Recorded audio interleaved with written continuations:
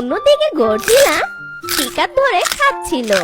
খাওয়া শেষে গর্জিলা বলে, অনেক তো শিকার ধরে খেলাম, কিন্তু আমার ছানাদের জন্য আমি ভালো কোনো শিকারই খুঁজে পেলাম না। আমার ছানারা তো হরিণের মাংস খেতে খুব পছন্দ করে। যাই বনের ওই দিকটাতে এগিয়ে দেখি কোনো হরিণকে পাওয়া যায় কিনা। এরপর গর্জিলা জঙ্গলের ওই দিকটা গিয়ে একটি হরিণ দেখতে পায়। আরে ওই তো একটা হরিণ দেখতে পাচ্ছি।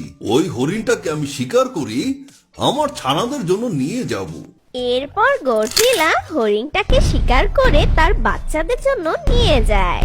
এভাবেই দিনটি কেটে যায় আর জঙ্গলের পশু পাখিরা যে যার মতন ঘুমিয়ে পড়ে। পরের দিন সকালবেলা শিয়াল শিয়ালনিকে বলে, আরে গিন্নি, কালকে তো বাঘ মামার শিকারগুলো খেয়ে অনেক মজা পেয়েছি। সারা